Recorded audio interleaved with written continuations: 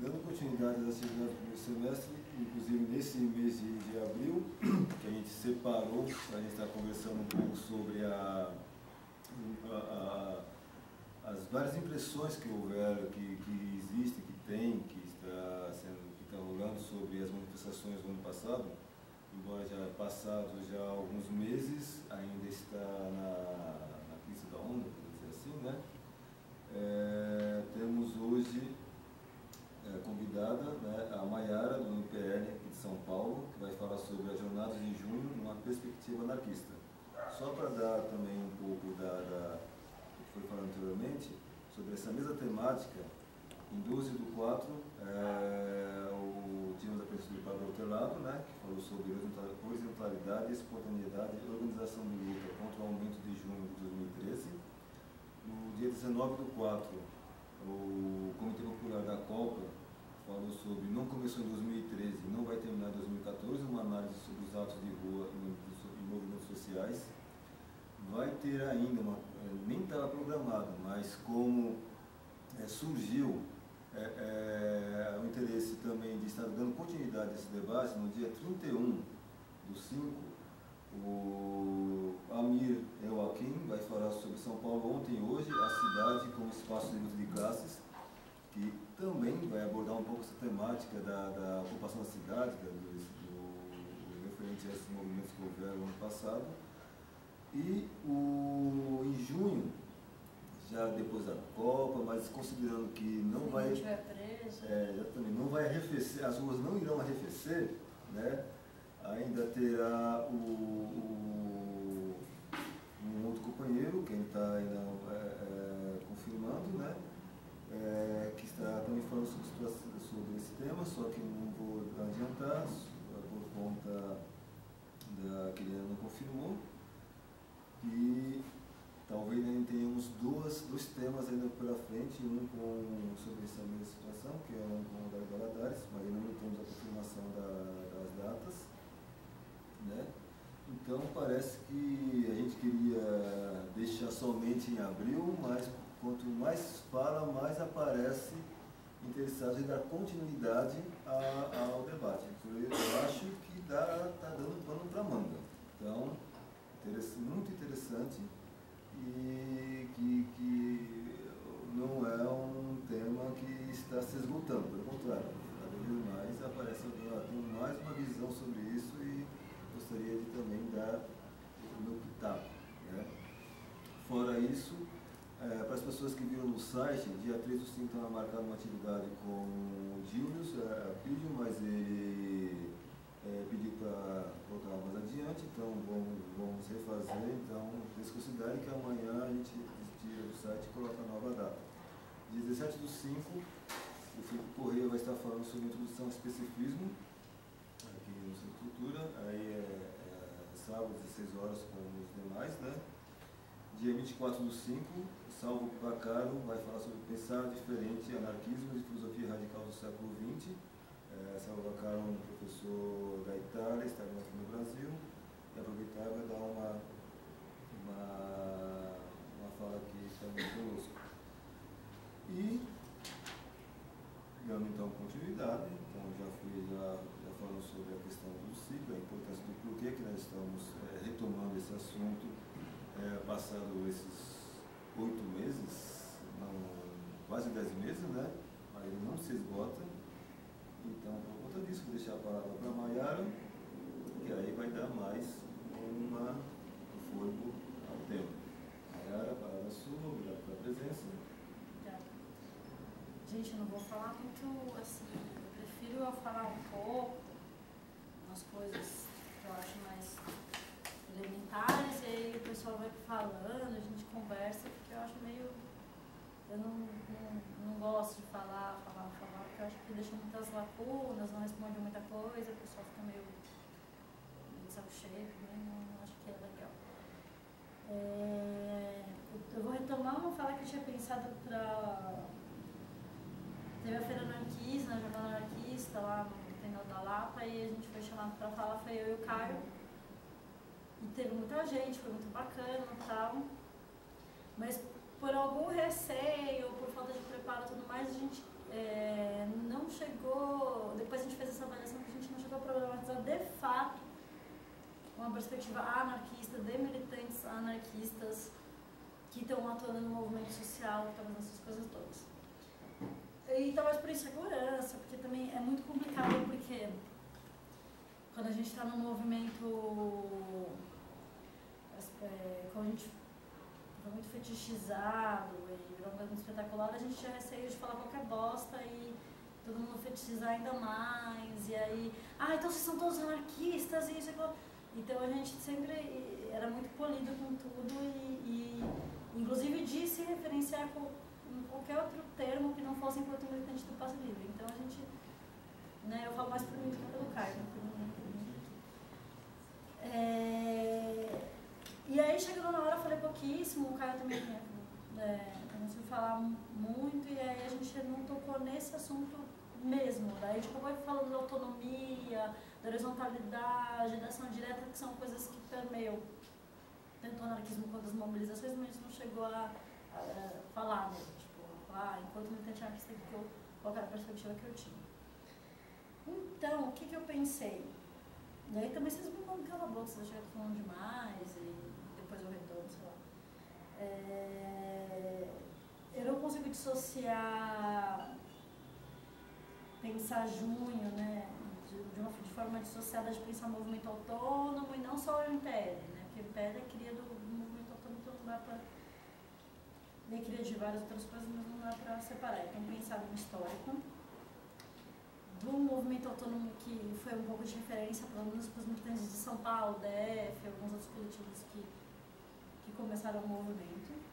O que a gente acha que teve enquanto superação, reprodução de vício desse movimento autônomo. E aí no meio disso tentar ver para onde a gente descamba, mas tentar contar algumas contradições, algumas coisas que eu acho de forma de atuação enquanto militante anarquista. Que eu falo que eu não sei, tipo, por exemplo, o Rodrigo vai ser super... O Rodrigo me corrige que você estava na Jago, eu vou tentar retomar um pouquinho do histórico da... Aí você até me corrige, assim. Porque quando a gente começou Por que eu vou fazer isso? Porque eu acho que não faz sentido, porque eu acho que é uma escalada mesmo. Não tem sentido falar de junho sem falar de toda uma construção, porque senão a gente cai no fetiche da mídia de falar que surgiu, que o gigante acordou, que veio do nada, né? Por isso que eu acho que é importante... Né, quando o muro de Berlim foi derrubado, entendeu? Mas aí quando a gente começou a organizar os coletivos da MPL, né, porque a gente pensava em fazer uma federação, boa parte dos militantes não só de São Paulo, mas de alguns outros coletivos, mesmo especificamente de São Paulo, né, tinham participado das manifestações contra a ALCA, manifestações organizadas pela AGT, depois contra a guerra no Iraque, que foi umas mobilizações bem tendenciosas de partido. A gente estava numa época que as entidades estudantis controladas por setores das juventudes de partido dominavam muito o cenário. Então a UNE, a UBS, a UNES, então aí tinha o PSTU estava tentando montar seus colaterais estudantis, então a fundação da Conlute, a Conlutas deu certo, a Conlute virou um fiasco com o governo da Aranel.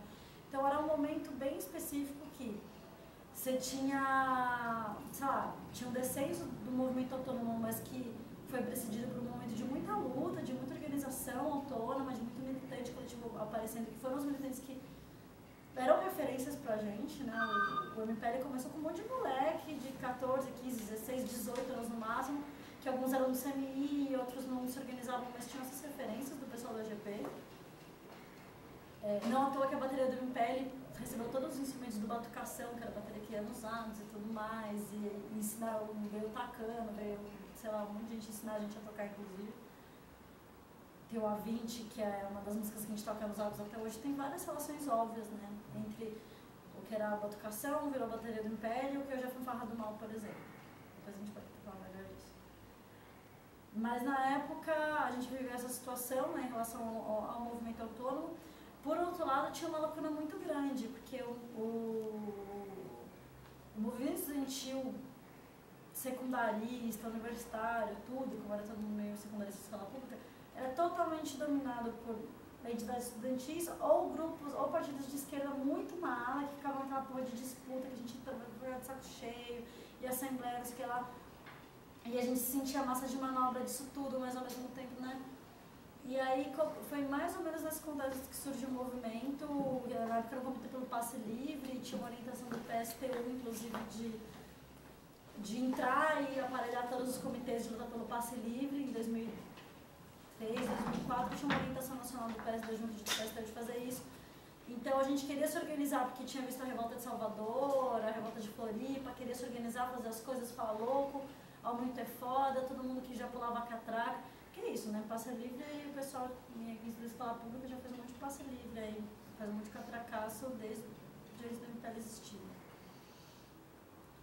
E a gente queria fazer as coisas e todos os meios que a gente via para tentar se organizar por uma pauta concreta, no caso do transporte, tinha essas tentativas chapas de aparelhamento, um monte de macaco velho querendo disputar o negócio. Enfim, foi nesse tipo de condição que a gente criou um movimento. A gente falou, a gente precisa se organizar enquanto um movimento e precisa ser um movimento que não vai ser antipartidário, mas vai ser claramente apartidário, vai ser horizontal, vai ser isso. Não vai ter votação, esses caras chegam com 2 ônibus de gente que eles nem falam o que é e vão votar, todo mundo levantar a mão e votar. Então, toda a forma política do MPL surgiu sim de uma inspiração de uma militância autônoma que já existia. Aí você põe isso numa tigela, aí põe uma pauta concreta que estava ficando cada vez mais escandalosa e que já foi muito... a pauta de transporte, a questão do transporte já originou várias revoltas. A revolta do Vintém, a revolta das barcas em Niterói nos 60, 70, a galera botou fogo na casa do empresário lá das barcas. Sabe, então não é de hoje, não tinha nem inventou nada. Mas pegou essa pauta concreta com essa influência autônoma, com uma insatisfação, uma demanda muito grande do tipo, olha, se a gente quer se organizar enquanto movimento social para uma pauta concreta e não quer ser massa de manobra de uma esquerda tradicional que a gente não concorda, que a gente não gosta, que a gente sente um jegue, né, porque parece que vai para cá, vai para lá, né, e a gente tem que fazer um movimento. Então ele é demanda, ele é uma demanda pensada. Ele não é porque a gente sentou numa sala que nem essa e falou, gente, a gente precisa fazer mobilização. O que a gente vai fazer? Transporte? Será que transporte é legal? Não é legal. E o que a gente faz? Como é que a gente... Não, o movimento foi surgindo com demandas. Isso é muito interessante de pensar, né? Qual que é o papel de você aliar uma demanda política organizacional com uma demanda concreta? Porque, né, você bate na porta da pessoa e fala, a gente tem que se organizar porque o sistema é mau, o capitalismo, então às vezes não mobiliza ninguém. Mas se você fala, olha, pegou no bolso, né? Necessidade econômica, você consegue. Então conseguiu olhar essas duas coisas e aos trancos e barrancos a gente conseguiu construir uma forma de mobilização e na forma dos atos também transparece muita influência do movimento autônomo, que é um ato sem capa de som, um ato, né, em todos os coletivos, né? Não tem coletivo do MPL que faz ato com carro de som. Assim, se for uma pipoqueira, uma coisa assim, às vezes para fazer um jogral, um negócio, mas a estrutura do ato é totalmente diferente. E é uma das rupturas, e aí já pensando no movimento existindo e se construindo e crescendo, como a gente cresce, não é que a gente se determina a partir de uma ruptura com a esquerda velha, né, com a esquerda tradicional, mas a gente cresce se afirmando como algo novo, que acaba sendo a posição, claro, dessa esquerda, mas, né, por exemplo, o formato do ato, se a gente pensar a forma do ato que a gente estava acostumado, pega os atos contra a guerra do Iraque, que era uma coisa, a gente era uma coisa insuportável, o PSTU pegou um carro de som enorme, né, do tamanho desse prédio, e ficava cantando umas musiquinhas todas iguais, e era uma coisa, o pessoal, ato da POS, o pessoal saindo na mão, na porrada, para ver quem pegava o microfone, toda essa forma de ato barulhento, todo mundo com a mesma roupa, todo mundo com um panfleto enorme, escrito um monte de coisa que ninguém entendia, nem a gente. E é um ato totalmente fechado, uma forma de ação totalmente burocratizada, totalmente fechada, que assim, quem está aqui nesse espaço aí desse grupo está protestando por tal coisa. Não é um ato que você passa na rua e você tem vontade de entrar, porque você fala, não, eles são eles, eu sou eu. Né? Você cria uma diferenciação de, saca, muito grande. Porque, aquele pessoal que está brigando não sei o que lá, não é eu que estou brigando por alguma coisa. E a partir do momento que você rompe com uma série de questões de como esse ato é, que essa estrutura do ato, essa forma do ato, ela é reflexo de uma orientação política também, né? Então, quando a gente rompe um pouco com isso e começa a construir outras coisas, É como se a gente desse vazão para uma demanda, um termo bem chulo, esquisito, que eu vou tentar pensar tudo no uma demanda reprimida de militância, que é a galera que queria arrebentar tudo, que queria ir pro pau, que queria ir pras cabeças, mas também é foda, porque você chega lá, ó, todo mundo cheio de bandeira do PSTU, aí é foda, aí é chato. Então a galera que se encontrava nesse tipo de mobilização. E o que acontecia? Todo mundo panfletava, um panfleto simples, mas que não tentava equalizar a questão de ter um conteúdo político, mas que também não se desvinculasse de uma pauta concreta, que tivesse uma linguagem acessível, que não fosse chato. A bateria, que já foi uma herança direta do Batucação, como a gente falou, e hoje em dia deu origem até um grupo organizado para além do MPL, que tem uma função muito mais importante, inclusive que foi falado mal. Que é a evolução disso. Que aí a pessoa se empodera. E qual que é a grande questão, que eu acho que é uma das grandes diferenças essenciais entre o anarquismo, a autonomia e o que a gente chama de esquerda tradicional marxista, blá, blá, blá, blá, que é um monte de grupo, né? É o empoderamento popular de fato. Não o empoderamento de um determinado setor, de uma determinada elite, de uma determinada vanguarda endeusada, blá, blá, blá. Não, e como que essas pessoas se empoderam se elas não sentem a vontade de entrar no ato? Como se empoderam se elas não se sentem à vontade, aptas, inteligentes o suficiente, descoladas e que falam bem o suficiente para fazer alguma tarefa do movimento? Então, a partir do momento que você rompe com isso e você faz um ato onde todo mundo é povão, sabe? É bateria, é povão, você dá panfleto na mão de todo mundo, quando você vê, tem meia hora de ato, tem um cara mesmo que pega o panfleto e distribui ele mesmo. Que não tem até um pessoal que faz uma comissão de segurança, porque o sistema empurra a gente para contradições, né? Você tem a polícia, tem um monte de coisa, e você tem que criar um grupo um pouco mais descolado, mas mesmo assim uma relação totalmente, né, não de mandar, não de dar ordem, não de cacetar, nem de nada. Então isso proporciona um empoderamento popular e a pessoa fazer parte daquilo é o maior instrumental de poder que tem, né? E isso pensando num ponto de vista totalmente prático da ação direta. Né, como o movimento se constrói na rua. Por outro lado, uma coisa que impulsiona muito o crescimento, o desenvolvimento, a moderação do movimento é a gente fazer trabalho de base nas escolas. A gente nem usa mais esse termo trabalho de base, porque falar que é base, pressume que a gente é uma coordenação e tem a base, né? A gente também não se sente bem com esses termos, a gente está chamando de trabalho orgânico, trabalho subterrâneo, cada um inventa o nome, mas para romper com isso um pouco também, desconstruir isso um pouco. Então é ir para onde as pessoas estão e não uma perspectiva como a das entidades ou dos partidos ou de isso ou de aquilo. Mas para falar, olha, a gente está fazendo, vamos aí fazer junto, e aí as pessoas já entram no movimento, já começam lá elas mesmas passarem em escolas e tentar fazer, e ter uma relação horizontal mesmo com essas pessoas, e empoderar elas, né? A formação política é muito mais prática, né, no movimento social, não só no MPL, nos movimentos mais ainda. Então tem esses dois lados, né, do lado de rua, da nossa forma enquanto movimento, a nossa forma política na rua, que já rompe uma caralhada de coisa, e a nossa forma política num trabalho comunitário, de escola, que constrói outra relação, que constrói outra... E a partir do momento que você constrói uma relação horizontal com o cara, muda tudo. Muda tudo, porque não é só um apego, um fetiche, uma coisa. Não, é você... Não tem como você lutar contra o Estado, contra a tarifa, contra o transporte, do jeito que está posto, contra o que seja, o que fosse, você está reproduzindo uma relação de autoridade que é a relação própria do sistema, né? O próprio pilar do sistema. Então, não existe. Então, a maior formação política para você falar para o cara que é possível uma sociedade autônoma é você sendo autônomo e horizontal na sua forma de se comunicar, de se organizar, de se articular e pensando a sua pauta. Então, quando a gente pensa em transporte, a gente fala, tarifa zero é importante, mas tarifa zero, que nem a reforma agrária, cabe no bolso do capitalismo. A gente sabe muito bem que é uma pauta reformista, não vamos abandonar por causa disso, porque a gente sabe que R$3 a R$3, era 6, né, que você vai, você volta. É foda, é assim que a gente ganha, por causa de 20 centavos, sim. Mas não alijar ela de uma questão que é a gestão popular dos transportes, por exemplo.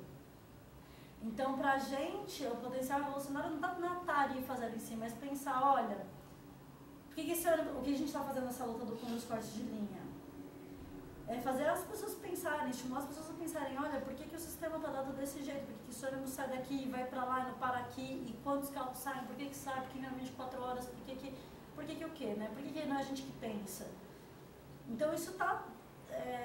não são dois setores diferentes, é a mesma coisa. Você pensar que o transporte deve ser gratuito para garantir o direito à cidade é a mesma coisa de você achar que o direito à cidade só é direito à cidade quando as pessoas que constroem essa cidade constroem o transporte a partir das suas demandas específicas e não das demandas do mercado, das demandas do dinheiro e blá blá blá blá blá.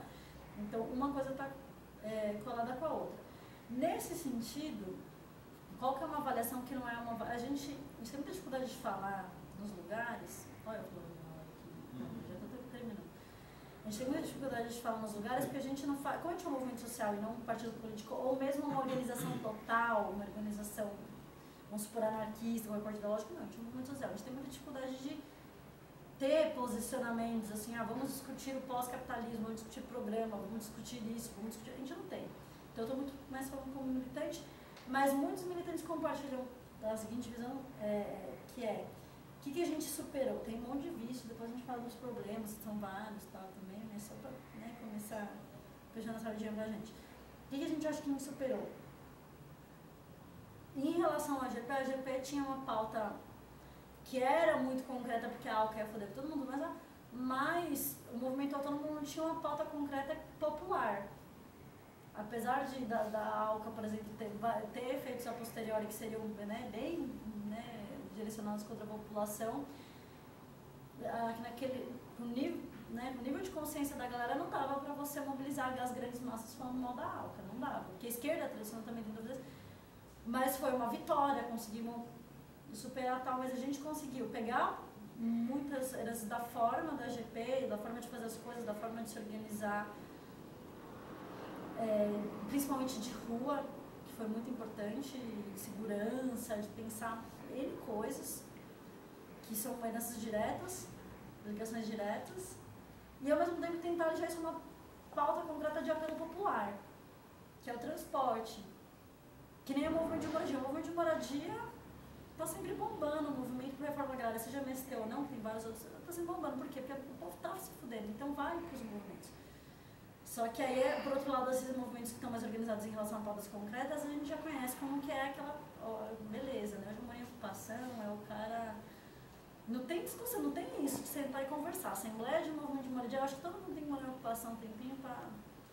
Primeiro para sentir como é legal morar num prédio ocupado, que tem o esgoto todo fodido, tem que subir de escada, não sei o que lá, sentir o senso de... ter senso de privilégio, né? Do privilégio que a gente tem de ter casa e tudo mais.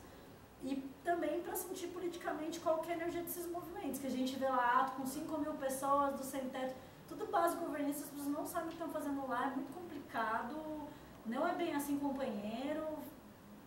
É claro que os caras não são de direita, também não dá para tratar todo mundo igual, mas lá assim, a Assembleia do Movimento de Moradia falou, tá falado. Eu vim aqui para falar para vocês o que é que vai acontecer, o que vocês vão ter que fazer para assinar a lista de presença. Ponto, acabou.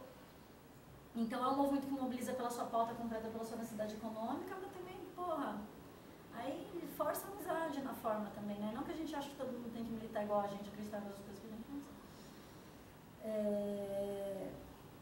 E aí, para fechar, para abrir, porque eu também acho que já falei demais, quanto tempo eu falei? Mas acho que foi pouco. Tá, então para... Nossa Senhora, Deus me livre, eu vou terminar. Agora, o que porra tem a ver isso daí que eu falei, tudo com o anarquismo? A gente falando da perspectiva anarquista da luta de junho. Que toda vez que a gente fala para um movimento, seja para entrevista, seja para quem está conhecendo, seja num trabalho em escola, a gente fala mais ou menos isso que eu falei agora, tipo, de como surgiu e tudo mais, é claro que aqui eu entrei nos termos mais, tipo, todo mundo conhece a GP e tudo mais. Só que, se a gente for pegar para ver, são pilares muito fortes do anarquismo, né? Ação direta, horizontalidade, enfim. a forma de lidar com o gênero, de não descartar, não tornar periféricas questões como gênero, raça, classe, como a esquerda, né? Questão indígena, que a esquerda desenvolve, romper com o desenvolvimentismo da esquerda é uma coisa que eu acho que o anarquismo tem muita influência, né? Porque não tem pudores de falar que trabalho é ruim mesmo, foda-se, sabe? Por exemplo. Só que eu penso no seguinte, a gente conseguiu, aí é uma opinião gente muito minha, tá? A gente conseguiu introduzir, mas é male, né? Porque também não fizemos muito nosso falar. A gente conseguiu introduzir essas formas de consciência, expandir elas, reforçá-las na prática, tentar estruturar essas coisas que rompem, se opõem e desconstroem a estrutura hierárquica burocratizada de uma esquerda que a gente sempre se fode há séculos, né, batendo de frente, na prática do movimento social. E não enquanto organização política, ideológica, que briga pelo anarquismo e disputa seus conceitos e seus... Não foi assim. Foi tipo fazendo ele na prática. Eu, enquanto militante anarquista, eu já militei em uma organização política anarquista, né, de caráter político, e que eu não discordo nem um pouco até hoje, que eu acho bom que exista, acho que tem que ser uma referência dentro da anarquia, eu acho que tem que ter, não volta a militar por falta de tempo. E... Qual foi? A FASP, eu nem consigo chamar Wesley, pra mim é FASP ainda, e nunca vou decorar esse nome. Militei na FASP e aí tive, inclusive saí da FASP porque eu falei, gente, não tô dando conta, né, FASP, MPL, aí eu vou ficar no MPL que eu acho que é melhor ficar no movimento social por via das dúvidas. Mas acho bom que exista, acho que é uma referência importante, tá? Só que aí que tá, eu encontrei uma forma de construir, né, esses pilares do anarquismo através do movimento social e através da prática, através da demanda das pessoas, através da construção política. Eu achei, não só, né, porque eu acho mais bonitinho, acho mais louvável, não, é porque é mais prático mesmo. É porque é mais prático, porque eu tenho... Eu não sei quais são os limites da organização de recorte político ideológico para fora dela, ou para fora do campo de influência dela. Não sei até onde a gente acaba, no meio dessa saroba toda, que é a esquerda, se confundindo com mais um grupo. Não sei até onde, não sei mesmo. Não sei mesmo. Mas, então, eu acho que é isso. Às vezes, a gente se organizar, estudar e pensar os movimentos, pensar a realidade enquanto grupo anarquista organizado, eu acho que... Mas na minha militância eu encontrei no movimento social uma forma muito mais fértil de... usando um termo hippie, plantar essa questão do anarquismo. E nem pensar em anarquismo enquanto anarquismo mais, porque eu acho que eu nem penso mais anarquismo enquanto como eu pensava há 10 anos atrás anarquismo, 5 anos atrás anarquismo. Eu penso muito mais anarquismo enquanto uma demanda das pessoas. E não porque falar, ser anarquista, ser utópico, você quer esse mundo todo bonito, utópico, de liberdade, não, porque anarquismo é prático. Isso aí é pra fechar de verdade, que o anarquismo, eu não acho que as pessoas não tem que ter dirigente, ou tem que ser horizontais, ou tem que ser livres do trabalho, como está posto, porque eu acho isso bonito, porque eu acho isso prático. Porque num movimento com um grupo dirigente, num movimento com determinados vícios que essa estrutura leninista, por exemplo, de partido tem, não forma quadro porque as pessoas se emburrecem com alguém mandando nela, gente, é horrível, sabe? E é foda, parece um pouco arrogante até, mas os quadros que o movimento autônomo tem dão um puta pau em galera de qualquer partido que vocês falarem aqui. Por quê? Porque não tem um cara pra eu ligar e falar o que eu tenho que fazer, eu vou ter que pensar no que eu vou ter que fazer. E se eu me fuder e se eu errar, ai que pena, eu vou tomar uma bronca do coletivo e depois a gente aprende tudo junto. Então é uma formação política.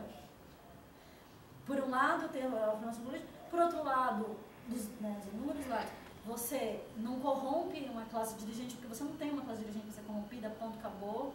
Então não é tipo, esse setor virou governista, vai blindar o governo. Não tem. Se você empodera as pessoas para elas se organizarem de forma tradicional. Então não porque é bonitinho. Se fosse mais prático para romper com o mundo do jeito que ele é hoje, ter uma classe dirigente, eu ficaria até na dúvida, mas a minha prática mostra que todas as referências que eu tive dentro do anarquismo, não estou nem pensando anarquismo enquanto sistema organizado de ideias, porque eu já desencanei de pensar nisso, que é muito difícil. Minha vida já é muito difícil. Mas algumas partes essenciais do anarquismo social que eu tive se mostraram eficientes. A palavra é suja, escrota, mas eficientes e muito mais nobres também na minha prática de militância com o movimento social. E o movimento social, por outro lado, me deu uma visão de um campo muito mais fértil de aplicar esses conceitos, essas práticas fora de uma organização política total. Mas isso daí eu achei que ia falar 10 minutos. Mas eu acho que queria abrir mais com isso e tal. E aí depois a gente também vai conversando um pouco. E aí vocês vão me matar, mas eu queria pedir para ir no banheiro um pouquinho. Vontade.